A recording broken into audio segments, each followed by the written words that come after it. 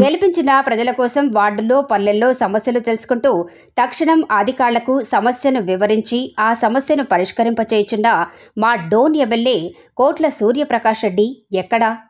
గెలిచినప్పటి నుంచి ఒక్కరోజు కూడా నియోజకవర్గంలో ప్రజల సమస్యలు తెలుసుకోలేని నువ్వు ఎక్కడ బొగ్గానా అంటూ డోన్ పట్టణంలోని తెలుగుదేశం పార్టీ కార్యాలయం నందు తెలుగుదేశం పార్టీ నాయకులు వలసల రామకృష్ణ, మాజీ సర్పంచ్ కేశవయ్య గౌడ్, రఫీలు మీడియా సమావేశం నిర్వహించారు.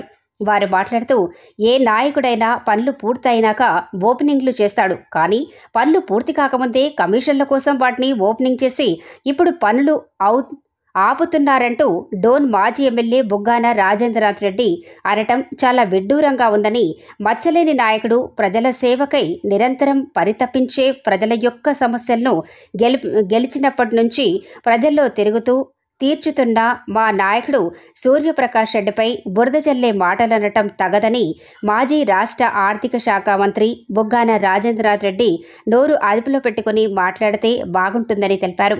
ఈ కార్యక్రమంలో కమలాపురం సర్పంచ్ అర్జున్ రెడ్డి, తెలుగుదేశం పార్టీ నాయకులు శేషిరెడ్డి, ఓంప్రకాష్, శేషపాణి గౌడ్ తదితరులు పాల్గొన్నారు. లేదంటే డోన్ నియోజకవర్గం హెడ్ క్వార్టర్ డోన్లైనా పెట్టొచ్చు, కానీ పోదొడ్డిలో నేను ప్రెస్ మీట్ పెట్టినానంటే పోదొడ్డిలో ఆయన అక్రమంగా ఒక క్రషర్ వేసినాడు, ఒక క్రషర్ మిషన్ వేసినాడు. అక్కడ అక్రమ వ్యాపారం చేస్తున్నాడు ఆయన.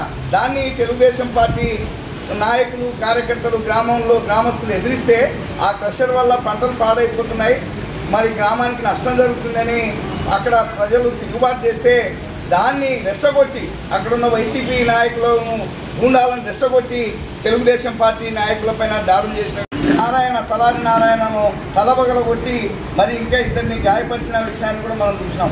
మరి అక్కడ మీ వాళ్ళు దాడి చేసి మీ వాళ్ళని రెచ్చగొట్టి నువ్వు నీ వ్యాపారం కోసము నువ్వు అక్కడ వ్యాక్సిన్ను పెంచి ఈరోజు నువ్వేం మాట్లాడుతున్నావు అంటే అదే పొద్దుటిలో మళ్ళీ కక్షలు పెంచేదానికి అక్కడే ప్రెస్ మీట్ పెట్టి సూర్యప్రకాష్ రెడ్డి గారి నియోజకవర్గంలో కక్షలు పెంచుతున్నాడు, రాజకీయం చేస్తున్నాడు, వ్యాక్సిన్ను ప్రోత్సహిస్తున్నాడు అని మాట్లాడితే ఇది ఎంత సమంజసం రాజారెడ్డి గారు?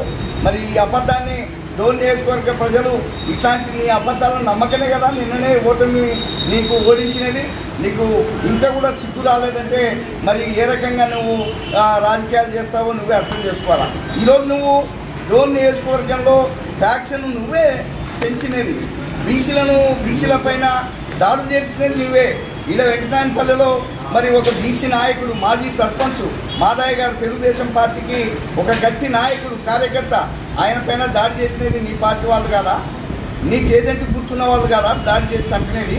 ఈడనేమో గొల్లాయనను ఒక బీసీ ఆయనను చంపిస్తుంది, ఆడనేమో ఒక బోయాయనను తలబొచ్చి పోతోటిలో.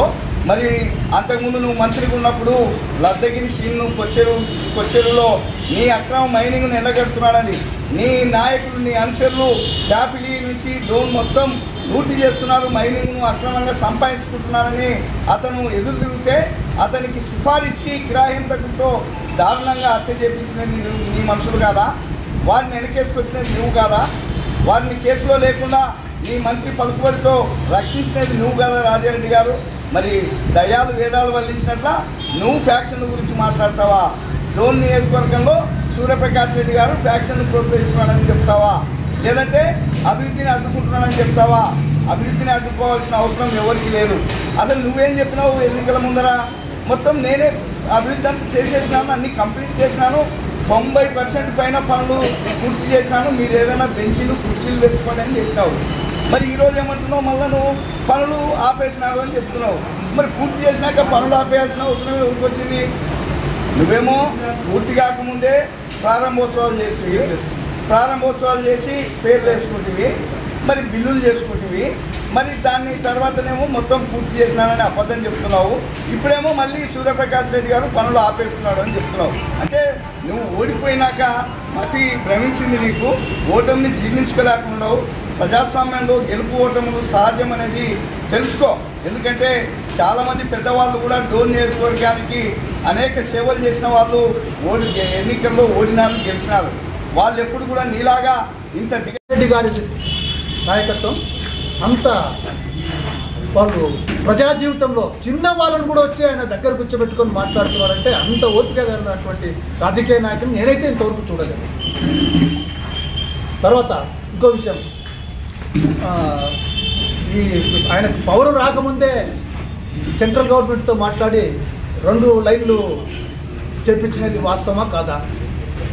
వెంకటనాయనపల్లె తర్వాత మన జిల్లాని కూడా కర్నూలు జిల్లాలో ఏర్పాటు చేస్తామనే మాట ఇంతవరకు ఆయన రాజారెడ్డి మనకు ఒక్కసారి కూడా మనకు చెప్పలేదు. ఎంత అవసరపడుతున్నాడు నంద్యాలకు పోవాలంటే ఆయన అది కూడా హామీ ఇస్తున్నాడు, అది కూడా నెరవేరుస్తున్నాడు. సూర్యప్రకాష్ రెడ్డి ఎప్పుడు ప్రజలు ఉండే మనిషి, గెలిచినాక కూడా ఎంతమంది లేరు ఊర్లకు పోయిన వాళ్ళు. మీరు 10 ఏళ్ళు ఉన్నప్పుడు నువ్వు ఎక్కడున్నారు? మీరు మంత్రిగా ఉన్నప్పుడు మీరు ఎక్కడున్నారు? ఏ నాయకుడు వచ్చి మీతో కలిశారు? ఈ పొద్దు చిన్నవాడు కూడా పోయి లాస్ట్కు గాసగాళ్ళు కూడా అంటే గాసం చేసేవాళ్ళు, జీతాలు చేసేవాళ్ళు కూడా పోతే కూడా వాళ్ళకి చూసి ఏం పట్టు అని చెప్పి చేసేటువంటి వ్యక్తిని నేను ఇంతవరకు చూడలేదు. ఒక ప్రకాష్ రెడ్డి గారిని చూస్తున్నాను. ఆయన మీద అనవసరంగా నిందలేసి ఏదో కాంట్రాక్టర్ రానికోకున్నాడు, అది రానికోకున్నాడు, ఇది రానికున్నాడు. నిన్న పోయి అక్కడ ఇంతవరకు మరి మినిస్టర్ అయినాడు కదా, అక్కడ సెల్లు పని చేయడం లేదు హాస్పిటల్లో, 100 పడకల హాస్పిటల్లో. మీరు ఇప్పుడు కూడా పోయి చూడండి. నిన్న ప్రకాష్ రెడ్డి సార్ చెప్తే మా తమ్ముడు తొలగిపోయి అక్కడికి డీ గారి దగ్గర తొలగిపోయి డీ గారిని అక్కడ సెల్ దీనికి రావాలని చెప్పి తిరిగి సెల్ టవర్ రావాలని చెప్పి కృషి చేసినాడు. ఇంకా ఎన్ని చేసినాడు ఇప్పుడు చిన్న నుంచి ఆయన. మొన్నైతే ఈ తారక రామారావు ఎప్పుడు కూడా పట్టించుకునే వాళ్ళు లేరు, కొండపేటలో ఎప్పుడు పట్టించుకునే వాళ్ళు లేరు. చిన్న గల్లీకి కూడా పోయి నేను తిరుగుతాను అని చెప్పి పోయి వాళ్ళ సమస్యలు తెలుసుకొని ఎంబడే ఏఈలని టీవీలని అందరినీ ఎంబడి తీసుకుపోయి ఎంబడే వాళ్ళు చేసి ఇప్పుడు రోడ్లు కూడా చేస్తున్నాడు. డెవలప్మెంట్ చేస్తుంటే ఓర్పు లేని మాటలు మాట్లాడడం ఎంత ఆయన అభివృద్ధిని అడ్డుకుంటాడు ఆయన. కాబట్టి మేము చెప్తున్నాం ఆయనకి ఇట్లాంటివన్నీ మాటలు మానుకొని ఏదో మీరు తర్వాత ఎక్కువ కూడా ఆయన వార్డులో డోర్ టు డోర్ తిరిగి అక్కడ మున్సిపాలిటీ వాళ్ళని అందరినీ కూడా పిలుచుకొని అక్కడ కరెంట్ సప్లై లేదా, డ్రైనేజ్ సమస్య ఉందా, ఏమేం సమస్యలు ఉన్నాయని చెప్పి అన్నీ అడిగి తెలుసుకొని అటువంటి వాళ్ళైతే నాకు మేము కూడా 45 ఏళ్ళ నుంచి రాజకీయం చేస్తాం. కానీ డోర్ టు డోర్ అంటే ఉదయం లేస్తేనే 6:30కి అట్లా వచ్చేటువంటి నాయకులు అయితే మేము ఫస్ట్ టైం చూస్తున్నాం. రెండవది ఎక్కడ కూడా ఏమి ఇబ్బంది లేకుండా. ఇంకొకటి బుగ్గన రాజేంద్రనాథ్ రెడ్డి గారు మీరు అభివృద్ధి చేయండి, చేసుకోండి, దానికి ఎవరికేమి అడ్డమేం కాలే. కానీ మీకు ఏదో ఒక పిచ్చి ఒకటి ఉంది. మీ బుగ్గన శేషారెడ్డి, బుగ్గన ఇవన్నీ ఆ స్కూళ్ళు ఉన్నాయి కదా, దాన్ని పట్టుకొని మేము ఎంత ఈ 45 సంవత్సరాలు ఎంత అభివృద్ధి చేస్తాము.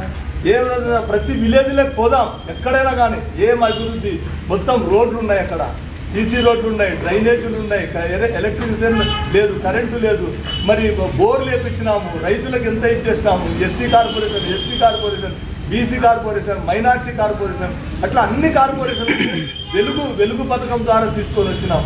మరి అందరికీ కూడా అంటే ప్రతి ఒక్కరు వేలుముద్రలు ఉంటే వేలుముద్రలు కూడా లేకుండా వాళ్ళని తీసుకొని వచ్చి వాళ్ళకి రాత్రులు కూడా బడి చెప్పి చేసినాం.